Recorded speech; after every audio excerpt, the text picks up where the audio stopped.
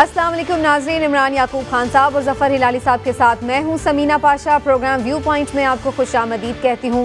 पाकिस्तानी सियासत में एक दफ़ा फिर से हलचल का दौर है। एक लम्हे हम देखते हैं कि कभी हुकूमत तगड़ी नज़र आती है तो अपोजिशन बिल्कुल ऐसे लगता है कि कहीं खो सी गई है। लेकिन आज की अगर इस हफ्ते की अगर बात की जाए तो जनाब सूरत हाल ये है कि अपोजिशन एकदम से हमें बड़ी मुतहरिक नज़र आ रही है और ऐसा लग रहा है कि अपोजिशन की सफ़ों में एकदम से जैसे कोई नई रूह फूंक दी गई है, जान पड़ गई है पीडीएम में भी। और इसके साथ साथ सबके बयानात, तुंदो तेज़ जुमले, तंज सब आपने देख लिए और दावे भी। जी हाँ, शहबाज शरीफ साहब को भी आपने सुना, वो भी ये कह रहे हैं कि जनाब हुकूमत से जान छुड़ाने का वक्त आ चुका है। बड़े पुरएतमाद दिखाई दे रहे हैं। दूसरी जानिब साबिक सदर आसिफ अली जरदारी ने भी खुद मैदान में उतरने का इंदिया दे दिया है और उन्होंने भी बड़े दावे किए हैं। और इसके साथ साथ अयाज सादिक साहब जो कि साबिक स्पीकर हैं, उनका भी ये कहना है कि नवाज शरीफ साहब भी वापस आ सकते हैं। लेकिन ये दावे वादे सिर्फ अपोजिशन की सफ़ों तक महदूद नहीं है जनाब। हुकूमत की हलकों में जो परेशानी है वो ऐसे दिखाई दे रहा है कि इन दावों और इस तरह की होती चहमगोइयों में ऐसा लग रहा है कि कहीं ना कहीं कुछ पक रहा है। क्योंकि इमरान खान की ज़ेर सदारत जो अहम इजलास हुआ है पार्टी रहनुमाओं और तर्जुमानों का, उसमें भी ये सारी बातें डिस्कस हुई हैं कि जनाब बात की जा रही है कि साबिक वज़ीर आज़म मियां नवाज शरीफ की सज़ा और उनकी नाअहली को किसी तरह से ख़त्म कर दिया जाए और ये भी कोशिश की जा रही है कि उन्हें वापस लाया जाए। इमरान खान साहब अभी ज़ाहिर है कि अपने तौर पर कोशिश कर रहे हैं कि मामलात को संभाल सकें और उसके लिए उन्होंने चंद अहम फैसले भी किए हैं जिन्हें प्रोग्राम में आगे जाकर हम डिस्कस भी करेंगे। लेकिन क्या वाकई कुछ होने वाला है और अपोजिशन के पास क्या इस हवाले से जनाब तजावीज़ हैं या क्या ऑप्शंस अब भी बाकी हैं, या ये सारा कुछ जो हो रहा है ये सिर्फ अगले इलेक्शन के लिए ही तैयारी है और पेशबंदी है? इस हवाले से सबसे पहले गुफ्तगू करेंगे। आपसे खुशामदीद कहती हूँ। पहले हिलाली साहब मैं आपकी तरफ आऊँगी। हिलाली साहब, आपने सुना कैसे अपोजिशन जो है बड़ी कॉन्फिडेंट नज़र आ रही है। डील हो गई है क्या? कोई इशारा इन्हें मिल गया है ऐसा जिससे इतनी ज़्यादा ये बड़ी जानदार आवाज़ें और बड़े मुतहर्रिक नज़र आ रहे हैं, एक्टिव हो गए हैं? देखिए, इनको तो वैसे होना चाहिए खुश, इसलिए कि ये जो इलेक्शंस हुए हैं केपी में, ये तो इमरान खान के लिए एक सेल्फ इन्फ्लिक्टेड डिजास्टर था। ये खुद इन्होंने अपने आप पे लाया है, ये ऑपोजिशन ने कुछ नहीं कहा। मैं आपको एक दो मिसाल देता हूं, फिर आप खुद ही समझ लें। कोहाट पे चलें जी। कोहाट में उन्होंने एक आदमी को कहा था कि भाई तुम सिलेक्ट करना कौन लड़ेगा और उसका कैंपेन स्ट्रेटजी भी तुम लोग डिटरमिन करना, तुम डिसाइड करना। उसने जाके फट करके अपने बेटे को कैंडिडेट बना दिया और उसका जब बेटा कैंडिडेट बना और वो पब्लिक अनाउंसमेंट हुई तो एक साहब जो उधर माने 10 साल से लगे हुए हैं और जो ऑब्वियस और एब्सोल्युटली प्रॉपर कैंडिडेट होना था, वो तो चौंक गए। वो कहना भाई how could I be overlooked, ना मेरे से बात की ना कोई, वो नाराज होके वो इंडिपेंडेंट कैंडिडेट खड़े हो गए। और नतीजा ये हुआ कि उनको 26,000 वोट मिला और पीटीआई का ऑफिशियल कैंडिडेट है, उनको 15,000 वोट मिला, मगर जेयूआई जीत गया। क्यों? कि भाई ये दोनों एक एक के खिलाफ लड़ रहे थे। Now you know look at this. Governor एक अपने भाई को अपॉइंट करता है, एमपीए को पूछा जाता है क्या आपने जाके साहब वोट किया आपके कैंडिडेट के लिए? वो कहता है मुझे किसी ने पूछा ही नहीं तो मैं क्यों जाऊं वोट करने के लिए। भाई इधर तो जेयूआई इतनी डिसिप्लिन्ड पार्टी थी कि वो सवाल ही नहीं पैदा ये होता कि उनके 2 बंदे भी एक टिकट से लड़ रहे हो। इधर 5 कैंडिडेट्स कंपीट कर रहे हैं और सब बिलोंगिंग टू द पीटीआई। इनको पता नहीं कोई ये ख्याल आया कि भाई ये हेल्थ कार्ड हमने दे दिया है, एहसास हमने कर लिया है, तो फिर लिहाजा और कुछ करने की जरूरत नहीं है, मजे करो और ऑब्वियसली 2/3 हमारा आ जाएगा। Well, it didn't work like that, और बिल्कुल ऐसा होता भी नहीं है। ठीक है। मगर एक चीज कंसोलेशन ये है कि हालांकि पीटीआई ने 24% वोट का हिस्सा लिया, मुझे किसी ने कैलकुलेट करके बताया है, जेयूआई ने 23% लिया। तो फिर भी 1% से, मगर इट्स टेरेबल और बड़ा अच्छा, और उसका नतीजा आपने देख लिया, हर उनके बॉडी को डिसॉल्व कर दिया, कंप्लीटली न्यू बॉडीज। उस पे बिल्कुल हम आके उस पे हम आगे चल के डिस्कस करते हैं लाली साहब कि ये सब कुछ क्यों हुआ। बेसिकली मेरा क्वेश्चन इस वक्त ये तो बिल्कुल नहीं था कि आखिर जो केपी इलेक्शन है उसमें क्यों पाकिस्तान तहरीक इंसाफ को शिकस्त हुई, लेकिन अगर एक तरह से देखा जाए तो आपने मेरे क्वेश्चन को आंसर कर दिया है कि आपको नजर आता है कि क्यों केपी में इलेक्शन हुई तो इसलिए अपोजिशन का जो मोराल है वो हाई हो गया और वो कॉन्फिडेंट हो गए। लेकिन इमरान साहब, क्या सिर्फ एक बल्दियाती इलेक्शन पीटीआई अगर हार जाती है तो उसकी बुनियाद पर अपोजिशन इतनी आप समझते हैं कि कॉन्फिडेंट हो जाएगी, या इसके पीछे इसके अलावा भी बहुत कुछ है पर्दे के पीछे? बिस्मिल्लाहिर्रहमानिर्रहीम। जी, पर्दे के पीछे इसके अलावा भी बहुत कुछ है, लेकिन मैं हिलाली साहब की बात पे थोड़ा सा कर दूं। हिलाली साहब दो चीज़ें जो उन्होंने कही, एक तो पहली बात ये कि चले शुक्र है आज हिलाली साहब ने जमीयत उलमा इस्लाम को एक पार्टी तो तस्लीम कर लिया। ये तो उनको मानने को ही तैयार नहीं होते थे, कहते थे इनका वोट ही कोई नहीं है, लोग इनको देखें उन्होंने कैसे किया। दूसरी बात ये, हमें तो ये हमेशा कहा जाता था कि जी वोट इमरान खान को पड़ता है, इमरान खान के वोट पे पड़ता है। तो आज अगर ये हवा बना के पेश कर रहे हैं कि जनाब हमारे कैंडिडेट बड़े हो गए थे जी, हम तो 5-5 लोग खड़े थे जी, टिकटें गलत हुई, अगर वोट इमरान खान को पड़ता है तो फिर तो चाहे 20 कैंडिडेट भी हों, उन्हें पीटीआई के कैंडिडेट को बल्ले वाले निशान को वोट पड़ना चाहिए था, दूसरे को नहीं था पड़ना चाहिए। असल बात यह है कि पीटीआई की 2013 से वहाँ हुकूमत है केपी में, लोग तंग आ गए महंगाई से, चीज़ों से, ये उस तरह से डिलीवर नहीं कर पाए, उसका उन्होंने बैलेट के जरिए से अब जवाब दिया। अच्छा, मैं ये भी देख रही थी कि 5 से 6 ऐसी तहसीलें थी जहां पर ऐसी सूरत हाल बनी कि जहां पर जो आज़ाद उम्मीदवार खड़ा हुआ, अगर उसे टिकट का कोई इशू था और वो जीत गया, अदरवाइज ज्यादातर तहसीलों में ऐसा नहीं है। अगर अब 60-65 तहसीलों में से सिर्फ 5 या 6 या 7 तहसीलों में ऐसी कोई सिचुएशन बनती है तो बाकी सब जगहों पर क्या हुआ? सवाल तो ये भी है ना फिर ना, ये होता है इस तरह, हमेशा होता है, हमेशा ही होता है। वो नून लीग के भी जो एमएनए थे उनके भी रिश्तेदार खड़े थे, जमीयत उलमा इस्लाम में भी, ये इस तरह की चीजें होती है। असल जो परेशान कुन बात है पीटीआई के लिए वो ये है कि अगर आप देखें पेशावर कि हम मेयर की बात कर लें, अब ऐसा सूबा जहां आपकी 2/3 से ज्यादा अक्सरियत हो, सारी सीटें आपकी हों, वहां आपको अपोजिशन को वोट मिले मिला के कुछ 1.25 लाख के करीब और आपको वोट मिले 50,000, तो इसका मतलब सारे मिनिस्टर्स के तहसीलें हार गई हैं। इसका मतलब क्या है? इसका मतलब 14 सीटें आपकी सूबाई असम्बली की, 14 सीटें पेशावर में पीटीआई की, और वहां पे इनका ये हाल है, तो इसका मतलब है कि कुछ दाल में काला है। अब चीज ये, अब आ जाते हैं आपके दूसरे पसे पर्दा। हाँ, पसे पर्दा। बात ये है कि मैं तो बड़े अरसे से ये कह रहा था कि अपोजिशन जो है वो मूव चलाएगी और शहबाज शरीफ जो है उसकी लीडिंग पोजीशन में होंगे, क्योंकि पसे पर्दा बहुत सारी चीज़ें चल रही थी। आप ये देखें कि इमरान खान साहब जो हैं, वज़ीर आज़म इमरान खान साहब, वो अब लोग समझ गए हैं कि वो उस तरह से डिलीवर नहीं कर पाए, उसकी वजूहत जो भी हों, लेकिन असल चीज़ ये है कि जो लोग उनको इत्मीद करके उनकी मदद कर रहे थे, उनकी सपोर्ट कर रहे थे, अब उनको भी यकीन हो गया है कि ये डिलीवर उस तरह से नहीं कर पाए। तो नून लीग की एस्टैब्लिशमेंट से सुलह हो गई है? मेरी बात सुने, बात ये है कि नून लीग हो या पीपल्स पार्टी हो, एस्टैब्लिशमेंट को आप छोड़ दें।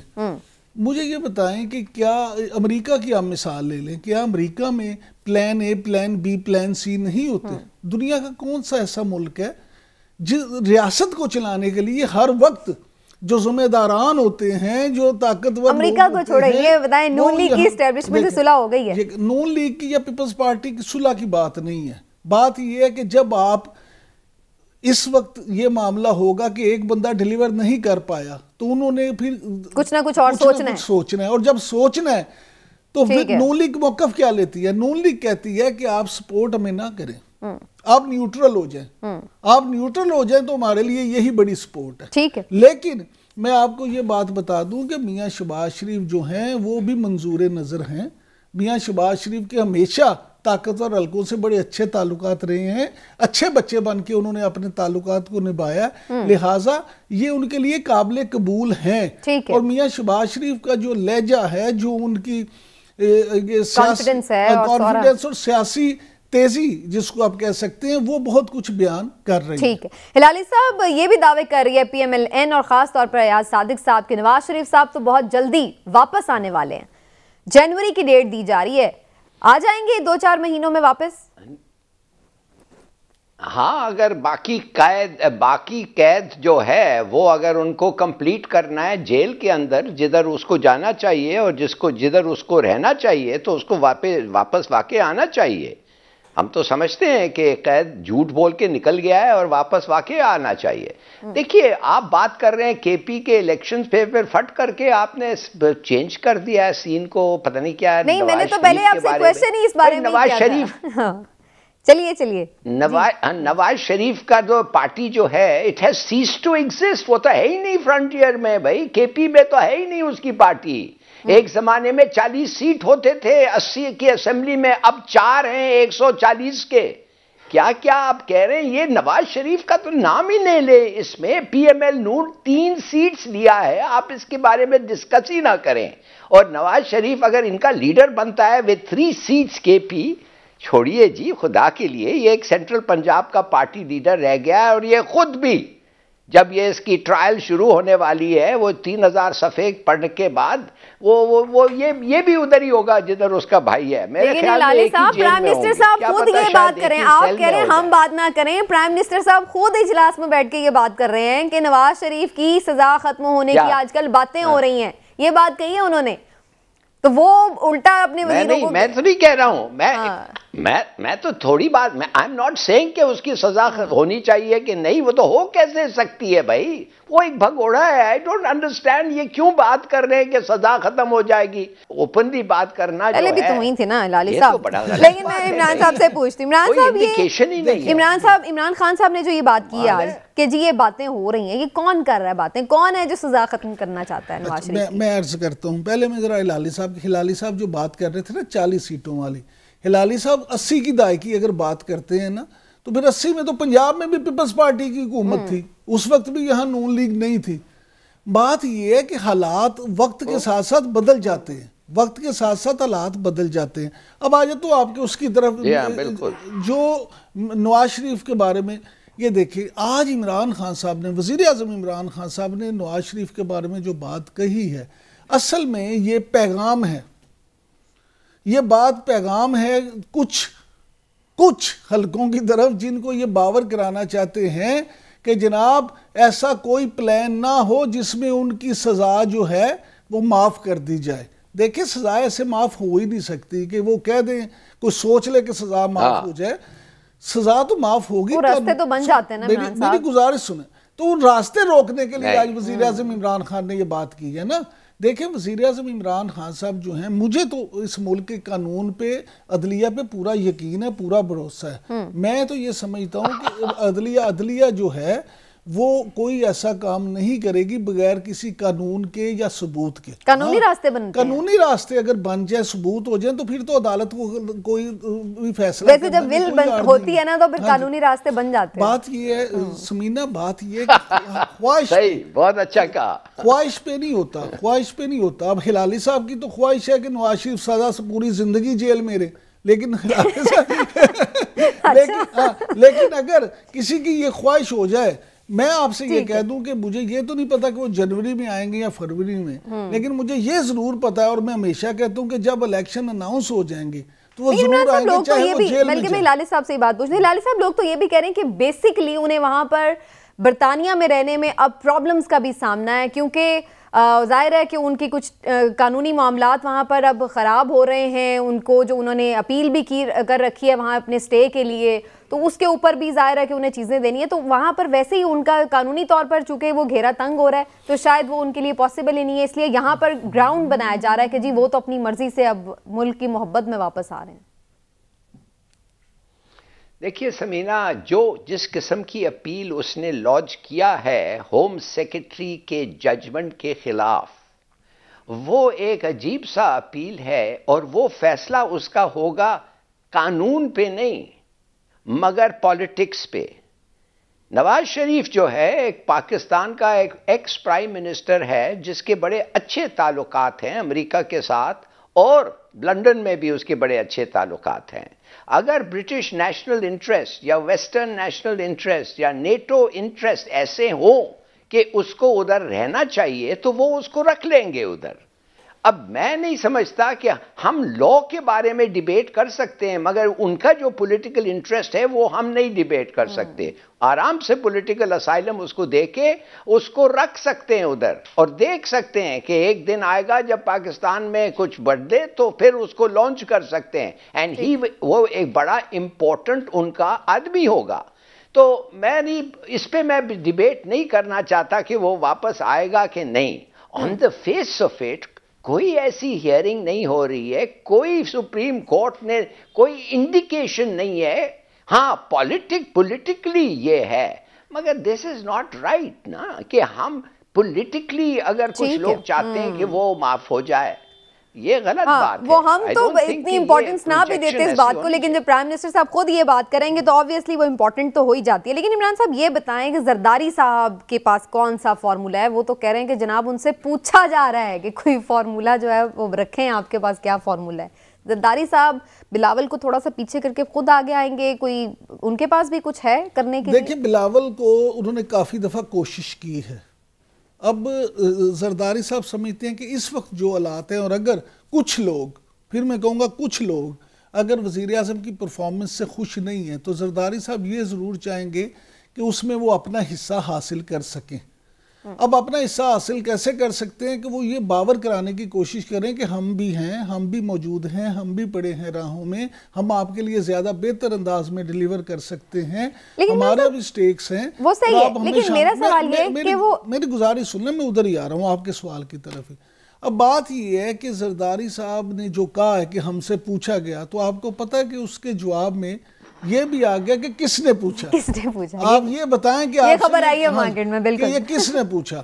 और मैं आपसे ये अर्ज करूं कि हमारे वाकफान हाल के मुताबिक बहुत टॉप लेवल से ये पूछा गया है कि ये कहा गया है कि जनाब जरदारी साहब से पूछें आपके ये आपसे किसने पूछा है। यानी ये सियासी स्टंट है, अगर कि आप वैसे ही अगर ये बात कर दें कि हमसे, तो वो अपनी वेटेज बढ़ाने के लिए भी सियासी लीडर जो हैं, बाज़-औक़ात सियासी रहनुमा इस तरह की बात करते हैं कि उनसे उनकी अहमियत बढ़े या अवाम में या एक मैसेज जाए कि भी पता नहीं ये भी इस वक्त बड़े। तो ये ऑपोजिशन ये जो सारी इस वक्त मुतहरिक हुई है, जरदारी साहब जो ये प्लान्स की बात कर रहे हैं, उधर से नून लीग के रहनुमाओं के बयान भी हमने सुने, ये अभी कुछ करने जा रहे हैं इस गवर्नमेंट के खिलाफ, या फिर ये सब कुछ अगले इलेक्शन की तैयारी आपकी नजर में?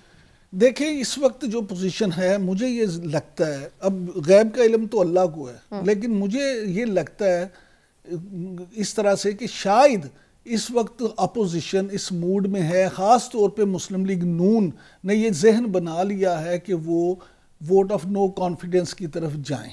लेकिन आज मैंने अभी अयाज उनको सुना है, वो कह रहे हैं नहीं हमारा ऑप्शन ये। मेरी बात सुने ना, अयाज सादिक साहब, अयाज सादिक साहब की छोड़े, अयाज सादिक साहब ने तो फैसला नहीं करना, फैसला जिसने करना है, सीनियर बिला वजह तो नहीं कह सकते कि नहीं है ऑप्शन, ऐसी बात नहीं है। उन्होंने जिस इंटरव्यू की आप बात कर रही हैं उसमें उन्होंने ये भी कहा है कि मैं बहुत सारी चीजें हैं जो नहीं बता सकता, वक्त आने पे आपको पता चल जाएगा। देखिए, उस पाए बड़े सीनियर रहनुमा स्पीकर भी रहे हैं, लेकिन उस पाए के लीडर नहीं है ना मुस्लिम लीग नून में उनकी ये पोजीशन है कि वो फैसला करने की पोजीशन में हो।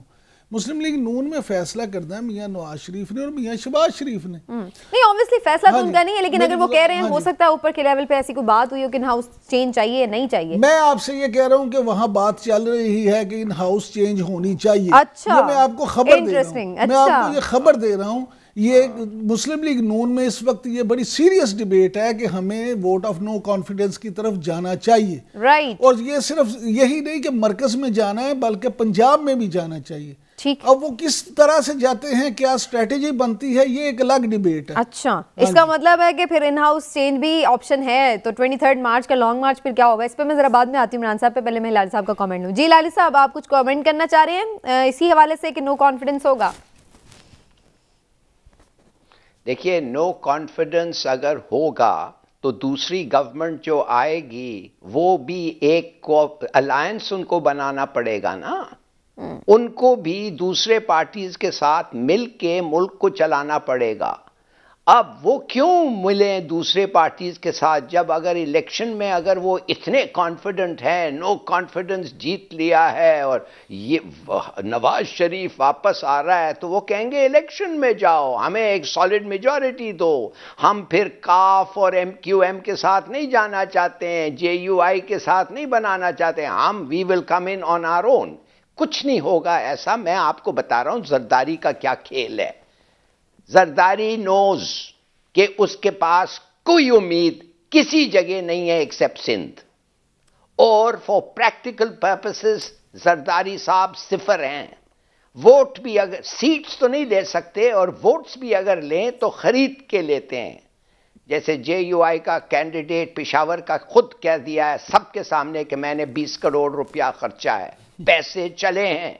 मगर ये इलेक्शन में KP में एक बड़ी खूबी की बात यह है कि कोई धांधली का एलिगेशन नहीं है, और अगर ये कहा है JUI का कि मैंने 20 खर्चा है करोड़, तो वो खुद ही कहा है।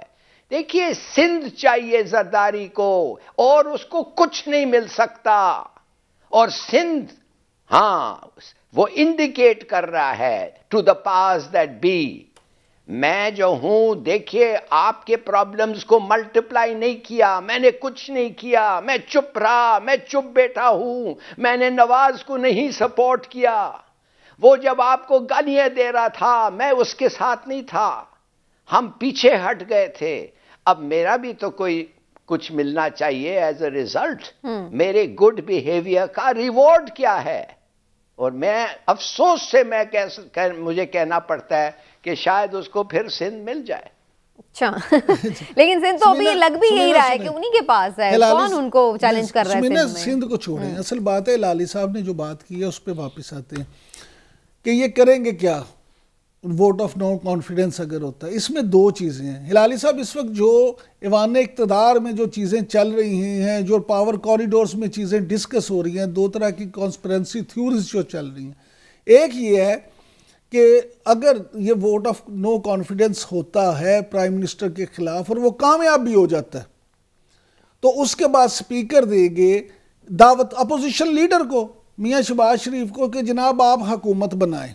अब अगर हुकूमत वो नहीं बना पाते, यानी पीपल्स पार्टी या इत्तेहादियों को साथ नहीं मिलाते और वो हुकूमत नहीं बना पाते, फिर क्या होगा?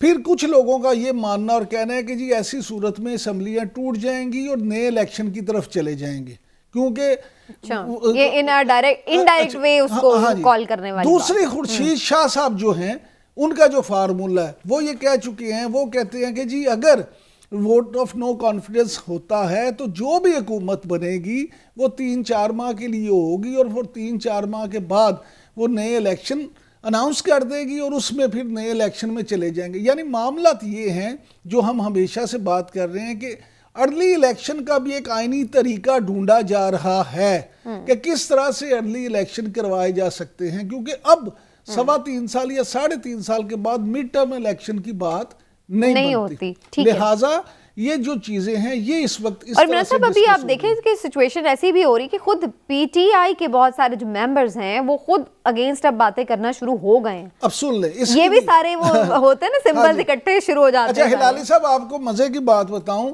25 के करीब PTI के लोग हैं जिन्होंने मुस्लिम लीग नून से राब्ता किया है, जिन्होंने ये कहा है कि आप अगर वोट ऑफ नो कॉन्फिडेंस लाते हैं तो हमें इस बात की गारंटी दें कि अगले इलेक्शन में आप हमें मुस्लिम लीग नून का टिकट देंगे, हम आपको वोट करने को तैयार हैं।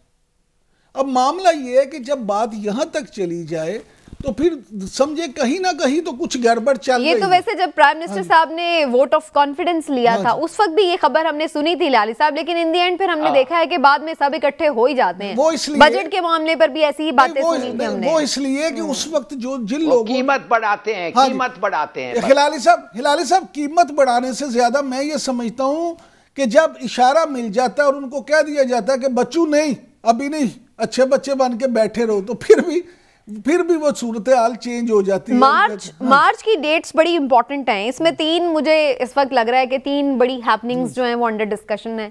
लॉन्ग मार्च होगा, इन हाउस तब्दीली होगी, या फिर कुछ भी नहीं होगा और हुकूमत जो है वो सुकून से अपनी हुकूमत ही कर रही होगी। बल्दियाती इंतखाबात भी हैं पंजाब में, तो ये तीनों में से कौन सा आपको इवेंट होता नजर आ रहा है?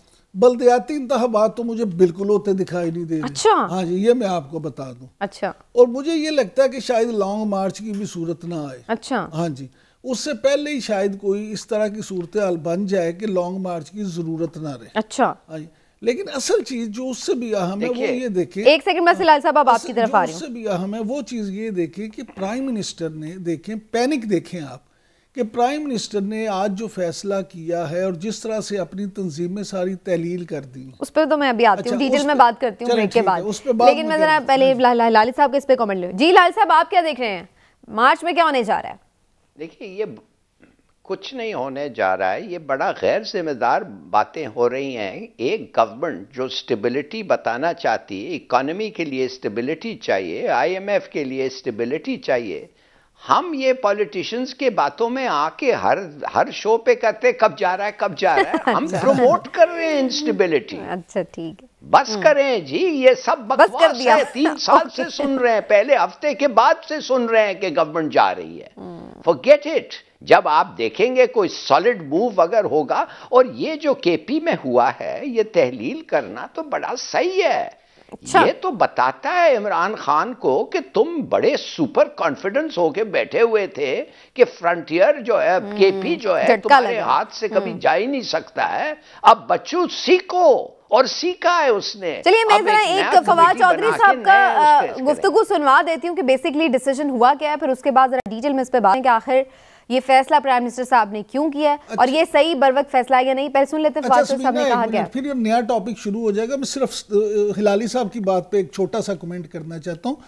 ये जो इंस्टेबिलिटी बात है, ये कौन कर रहा है? ये हुकूमत खुद।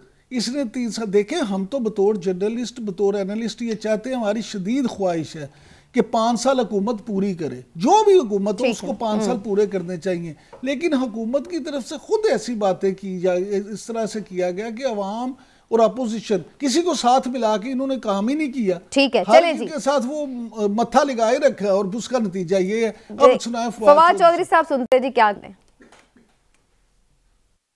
आज वज़ीर-ए-आज़म और चेयरमैन पाकिस्तान तहरीके इंसाफ ने तमाम जो कौमी क़यादत है PTI की, उससे मुशावरत के बाद ये फैसला किया है कि तहरीके इंसाफ की तमाम तंजीमें जो हैं उनको तहलील कर दिया जाए।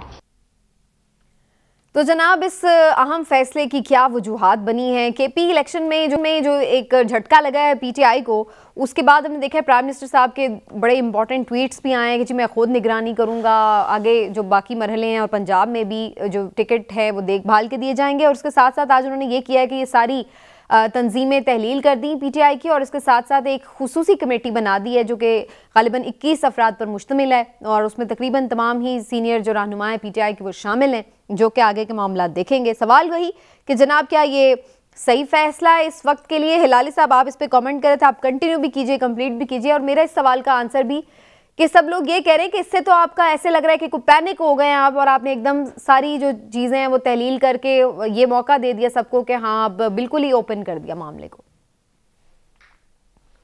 देखिए, पहले एक चीज़ समझिए कि KP का जो पार्टी है PTI का, उसमें जो यंग लोग हैं, जो यूथ होता है उस पार्टी के, वो खुला बात करते हैं और खुला बोलते हैं। और वो उस किस्म का जैसे पंजाब में लिहाज करते हैं लीडर का, उनमें ये है नहीं। वो कह रहे हैं तुमने गलत कैंडिडेट्स चूज किया है, और इस हद तक जाते हैं वो कहते हैं ठीक है हम तुम्हारे पार्टी में है, तुमने गलत कैंडिडेट चूज किया, हमें नहीं पूछा, हमारी बात नहीं समझे, तो हम आके लड़ेंगे। भाई, it's a different kind of party. ये एक यंग स्पिरिटेड पार्टी है। तो इनको अगर आप, इनकी बातें अगर आपने सुनना है तो ये इलेक्टेबल्स भूल जाएं। They are not going for electables. वो कहते हैं हमें वो आदमी चाहिए जो सॉलिड लॉयल पार्टी वर्कर है, और इमरान खान वो सुन रहा है। इसलिए उसने कहा है निकालो इन लोगों को। ये जिस किस्म की ये बातें जो हैं, अब 12 जनवरी को तो शायद इलेक्शन नेक्स्ट स्टेज का नहीं होगा, उसके बाद होगा मेरे ख्याल में, वो पोस्टपोन कर देंगे, मगर अभी 17 और सीट्स के लिए होना है। तो वो चाहता है कि proper candidates, properly vetted, consultative process के बाद आए, I think it's a very good move, बड़ी अच्छा आपको लगता है सही है इमरान साहब ये, और मेरे ख्याल में बड़ा असर इमरान साहब ये टाइमिंग सही है जी। समीना बात सुने, बात ये है कि मुझे आप एक चीज़ का जवाब दे दें। इमरान खान साहब ने ये जो काम किया है, जो कमेटी बनाई है, बड़ी अच्छी बात है, बड़ी अच्छी कमेटी बनाई है, लेकिन कमेटी में शामिल कौन है? शामिल वही हैं जिन्होंने टिकट बांटे थे, जो रिसोर्सफुल थे, जो इलेक्टेबल्स थे। अब मुझे ये बताएं कि अगर वजीर आला की सिफारिश पे किसी को टिकट मिला है, अगर परवेज खटक की सिफारिश पे किसी को टिकट मिला है, अगर असद कैसर की सिफारिश पे मिला है, अली अमीन गंडापुर, शाह महमूद कुरैशी, ये सारे तो उस कमेटी में मेंबर हैं। अभी वो नहीं मिलेगा। अच्छा, सर, ये तो एक नहीं सर बात तो भूल जाए, इमरान खान खुद कर रहा है। और सर मैं इमरान खान खुद ये तो ऐसे ही बनाया है इनको ना। अच्छा, अब बात ये है कि ये बनाया, आप कह रहे हैं ऐसे ही बनाया, तो फिर ऐसे ही अनाउंस ही ना करते वो। अच्छा मेरा इस पर वैसे एक सवाल और भी है। ऐसे ही अनाउंस किया।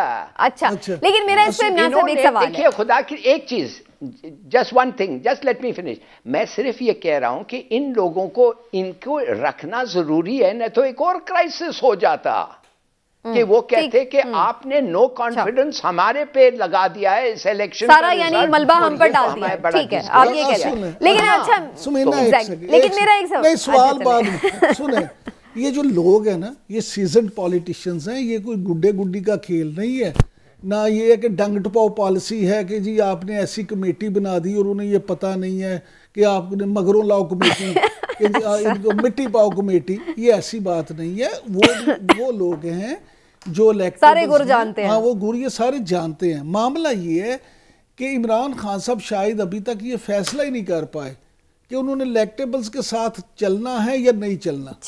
अच्छा मेरा जो सवाल था इसमें शामिल कर लें, शायद हमें समझने में आसानी हो। मेरा तो सवाल ये है कि प्राइम मिनिस्टर ज़ाहिर है इतने बड़े सूबे, इतने बड़े मुल्क का हेड कर रहा है, वो हर तहसील, हर यूनियन काउंसिल तक के लोगों और उम्मीदवारों के बारे में पर्सनली उसको पता होना ये ज़रूरी नहीं है। तो मुझे तो बेसिकली इस बात की समझ नहीं आ रही है कि जो आपके ये सारे इर्द गिर्द लोग होते हैं, जो नीचे तक जाके हलकों में लोगों से मिलते हैं, उन्हें तो बेहतर पता होता है कि कौन कितना अच्छा कैंडिडेट है। तो प्राइम मिनिस्टर साहब खुद कैसे ये फैसला करेंगे जबकि वो खुद ज़ाहिर है पर्सनली बहुत सारे लोगों को नहीं जानते होंगे?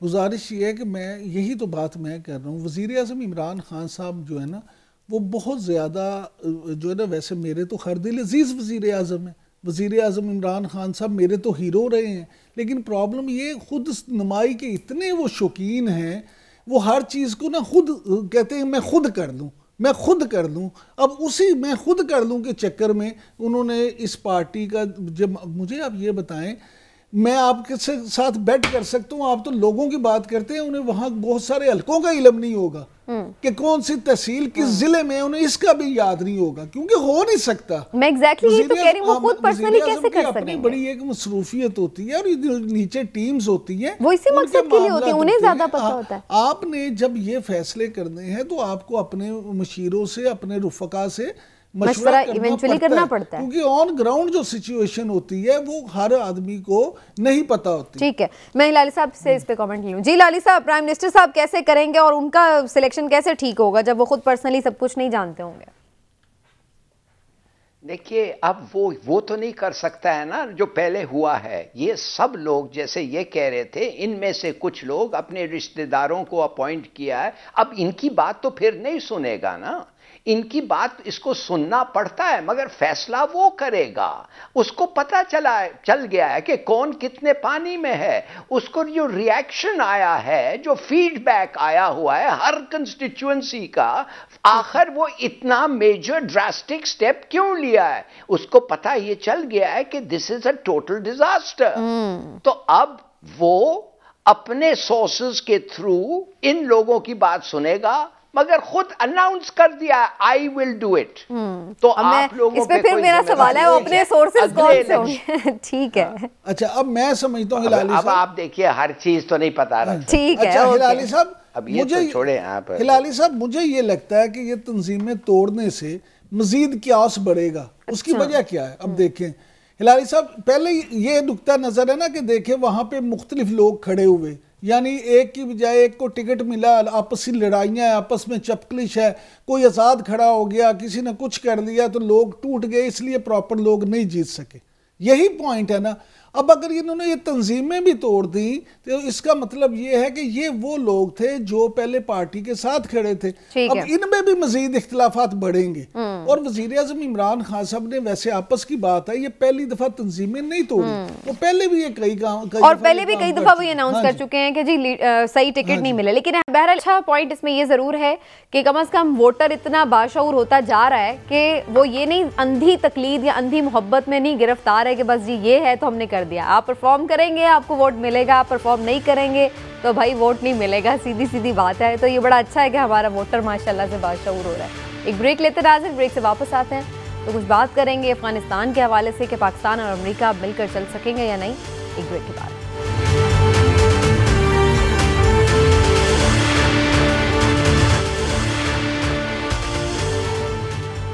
वेलकम बैक नाजरीन। एक खबर है अफगानिस्तान के हवाले से, चूँकि पाकिस्तान काफ़ी मुतहरिक किरदार इस सिलसिले में अदा कर रहा है कि अफगानिस्तान में किसी भी इंसानी अलमिये को होने से रोका जा सके और अफगान अवाम की ज़रूर मदद की जाए। भले तालिबान की आप मदद करें ना करें, लेकिन अफगान अवाम की मदद ज़रूर की जाए।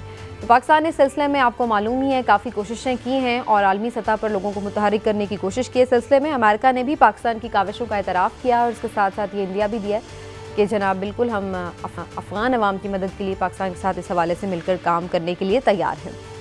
क्या सूरत हाल इस हवाले से हो सकती है? लाली साहब, आपके ख्याल से अमेरिका पाकिस्तान मिलकर अफ़गानिस्तान के अवाम की मुश्किलात का मदावा कर सकते हैं? हाँ, मिल के तो खैर पता नहीं क्या करेंगे, मगर एक एक जो मदद कर रहे हैं, सब लोग जो मदद करना चाहते हैं वो मिल कर रहे हैं मदद। और कुछ बेहतर सीन, बहुत बेहतर सीन हो गया है इस OIC कॉन्फ्रेंस के बाद, इसलिए कि अब पता चल गया है कि हर किस्म का ह्यूमैनिटेरियन असिस्टेंस जो अफगानिस्तान को पहुंचता है वो पहुंच सकेगा। अमेरिका रोकेगा नहीं, एक शर्त पे कि वो जाए उन लोगों को जो तकसीम करेंगे वो असिस्टेंस, और तालिबान के हाथ में नहीं जाएगा। तो ऑन दैट बेसिस जो अग्रीड हो गया है, एक स्पेशल फंड भी है, अमेरिका ने भी पैसे रिलीज किया है और भी पैसे आ रहे हैं। तो मैं समझता हूँ सीन इस वक्त बहुत बेहतर है। अफसोस से ये कहना पड़ता है कि अमेरिका ने फिर भी वो $9.5 बिलियन रोका हुआ है और उसका कोई बहाना नहीं है, सवाल ही नहीं पैदा होता है। उन लोग जिन्होंने पैसे लेके भाग रहे थे और एयरपोर्ट पे वो पैसे फेंक के गए हैं, उनके हाथ में तो अमेरिका ने कभी कुछ नहीं कहा कि ये पैसे कैसे इस्तेमाल हो रहे हैं। मगर ये जो नई गवर्नमेंट आई है जिसके पास कोई पैसे नहीं है, जो लोग भूख से मर रहे हैं, उनको देने के लिए कंट्रोल इस पैसे की तैयार नहीं है। I mean this is not on, मगर फिर भी क्या करें। चले इमरान साहब, आपका क्या टेक है इसके हवाले से? अमेरिका और पाकिस्तान मिलकर अफगानिस्तान में मुआशी तबाही को रोक सकते हैं? मैं समझता हूँ कि इस कोशिश को जरूर जारी रखना चाहिए। इमरान साहब, इसमें थोड़ा सा सॉरी, लेकिन एक मैं चीज़ और ऐड कर दूं कि अभी फौरी तौर पर तो कोई रिलीफ मिल भी जाए, मदद हो भी जाए, लेकिन क्या ये कब तक चल सकेगा? मैं उसी तरफ आना, मेरी आपने बात नहीं सुनी। मैंने कहा कोशिश ज़रूर जारी रखनी चाहिए, लेकिन असल स्टेबिलिटी तभी आएगी जब वहाँ पे प्रॉपर इंफ्रास्ट्रक्चर होगा, वहाँ पे लोगों के लिए जॉब्स होंगी, वहाँ पे उनके लिए वो मौके होंगे कि अपने लिए रोज़गार का जरिया बना सके। देखिए, आप मांग तांग के कितनी देर तक खा सकते हैं, और अमेरिका भी सारी उम्र आपको क्यों देगा, पूरी दुनिया सारी उम्र आपको क्यों देगी? असल चीज़ तो ये है कि जो अमेरिका के पास पैसे हैं, जिनका अभी लाली साहब ने भी जिक्र किया, वो अमेरिका उनके रिलीज़ करे ताकि फौरी तौर पे वो कुछ उसका कर तो सके। लेकिन मेरे नज़दीक इससे ज़्यादा जो बड़ी परेशान कुन बात है वो ये है कि देखें, पाकिस्तान पूरी दुनिया की मुखालफत लेके अफ़गानिस्तान के अवाम के लिए इस वक्त कोशिश कर रहा है। OIC भी करवाई, दूसरी चीज़ें भी की कि किसी तरह अफ़गान हुकूमत को तस्लीम कर लें, लोग दुनिया तस्लीम कर ले और तालिबान की कम से कम उनके लिए आसानी पैदा कर दे। तालिबान की मदद ना भी हो तो कम से कम अफगान अवाम की तो मदद हो। लेकिन प्रॉब्लम ये है कि दूसरी तरफ से हमें उस तरह का रिस्पांस नहीं मिल रहा। अब देखें, एक खबर ये आई कि पाकिस्तान को सरहद पे बाढ़ लगाने से भी रोक दिया गया।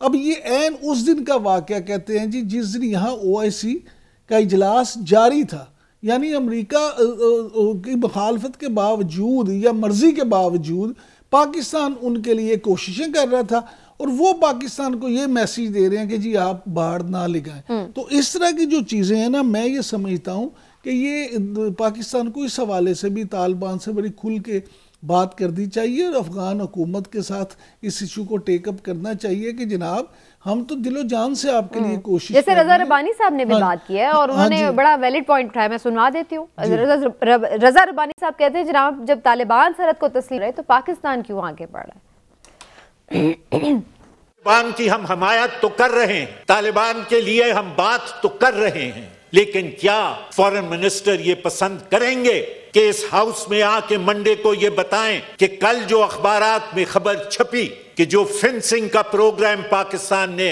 अंडरटेक किया हुआ था अलोंग द पाक अफगान बॉर्डर, उस पे अफगान फोर्सेस ने पाकिस्तानी फोर्सेस को रोक दिया। अगर वो इसको तस्लीम करने के लिए तैयार नहीं है तो फिर हम आगे इतना किस बात पे बढ़ रहे हैं? जी लाली साहब, हम किस बात पे बढ़ रहे हैं? देखिए, पहली चीज़ तो ये है कि फेंसिंग के बारे में उस जगह को क्यों उन्होंने रोका, और जिस तरीके से रोका बेशक ठीक ना हो, मगर क्यों रोका, थोड़ा सा एक्सप्लेनेशन तो लें उनसे और थोड़ा हमारे गवर्नमेंट को भी कुछ कहने दें। इसका मतलब तो नहीं है कि उन्होंने पूरा फेंसिंग को रोक दिया है, कोई वजह होगा, लेट्स वेट। मगर मैं आपको दो चीज़ें जल्दी से बताना चाहता हूँ। नंबर वन, आपको पता है कि हमने हमारे किसानों को कितना नुकसान हो रहा है। अफगानिस्तान से प्याज आ रहे हैं बगैर ड्यूटी, चलिए बड़ी अच्छी बात है, मगर वो प्याज आके हमारे जो लोग प्याज उगा रहे हैं उस प्याज से बेहतर है, लिहाजा वो बिक रहा है, और हमारा किसान का जो प्याज है वो नहीं बिक रहा है। हमारा किसान का जो टमाटर है वो भी नहीं बिक रहा है। और फर्टिलाइजर मैं आपको ये बताना चाहता हूं कि 1700 का बैग इसलिए कि खुला अफगानिस्तान जा रहा है, वो 2500 का अभी हो गया है हमारे किसानों के लिए।